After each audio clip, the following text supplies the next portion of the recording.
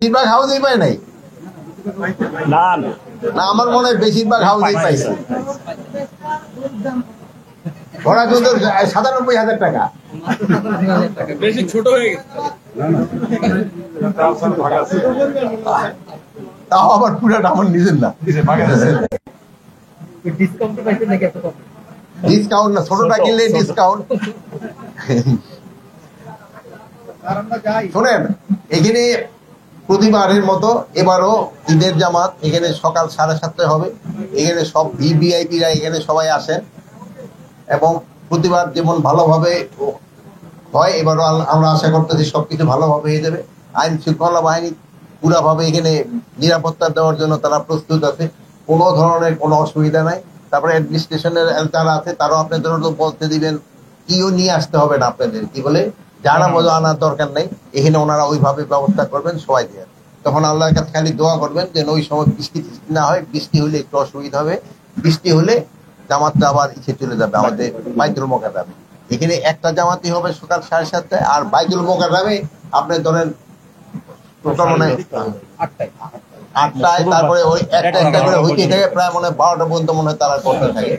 তা আপনারা জানেন এই ঈদে যেহেতু কোরবানির ঈদ বলি বা ঈদুল আজহা, যেটা এই ঈদে আমরা নামাজটা একটু আগে আগে বলি, যে এটার পরে আবার আমাদের কোরবানি দিতে হয়, আর ঈশেরটা হলো ঈদুল আজহাটা একটু পরে করা হয়।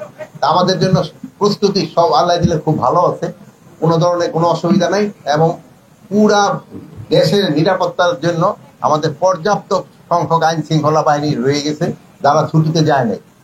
আমি দেখলাম আপনারাও ছুটিতে যান নাই, আপনারা আমার সাথে সামিল হয়েছেন, আপনারাও ছুটিতে যান নাই, এরকম আমাদের এরাও ছুটিতে যায় নাই, যেন সবার নিরাপত্তা থাকে। আর কারো কোনো প্রশ্ন আছে? সামগ্রিকভাবে রাজধানীর রাজধানী এখন ঢাকা, ঈদের সময় ঢাকায় আপনাদের নিরাপত্তা বলয়টা কেমন, এবং বিশেষ করে অলিগলিতে চুরি ছিনতাইয়ের ব্যাপক প্রবণতা লক্ষ্য করা যায় ঈদের সময় ঢাকা থাকে, সেক্ষেত্রে আপনাদের মানে কি ধরনের? আমাদের এখানে পর্যাপ্ত নিরাপত্তা ব্যবস্থা নেওয়া হয়েছে, প্রায় 500 পেট্রোল রাখা হচ্ছে, অলি গলি সব জায়গায় ওই কভার করা হচ্ছে। এবং এই ক্ষেত্রে আমি আপনাদেরও সহযোগিতা কামনা করব, যদি কোথাও কোনো ধরনের কোনো ইনফরমেশন পান আপনারা নিকটবর্তী থানার সাথে সাথে জানাবেন, আমরা অবশ্যই ব্যবস্থা নেব। তো ছোটখাটো দুই একটা ঘটনা অনেক সময় ঘটে যায়, যেন এটাও যেন না ঘটে, এই জন্য আমরা পর্যাপ্ত ব্যবস্থা নেব। মাননীয় উপদেষ্টা, এই ছোটখাটো যে ঘটনাগুলো ঘটছে, অনেক ঘটনাই না ঘটছে না, যদি ঘটে এবং যেগুলো ঘটনা ঘটছে থানায় গেলে ভুক্তভোগীরা মামলা করতে পারছে না। এমন এইটা যদি কোনো জায়গায় পুলিশ কমিশনার এখানে আছে, যদি কোথাও মামলা না নেয় তাদের ক্ষেত্রে ব্যবস্থা নেওয়া হবে। আর একটা জিনিস আপনাদের একটা সুখবর আমি আগেই জানা যাচ্ছি, যে আমরা কিন্তু পাইলট প্রজেক্ট হিসাবে অনলাইনে এই জিডি করার জন্য সিলেট ডিভিশনটা প্রথমে আমরা নিচ্ছি। ভবিষ্যতে আমরা এই জিডি এবং মামলা দুটোই যেন অনলাইনে নিতে পারে, এই জন্য আমরা ব্যবস্থা করতেছি, থানায় গিয়ে যেন কারো কোনো ভোগান্তি না হয়, এই জন্য আমরা চেষ্টা করতেছি। বাট আমরা পুরাটা এখনো কভার করতে পারি নাই। আমরা পাইলট প্রজেক্টটা সিলেট ডিভিশন দিয়ে আমরা শুরু করছি।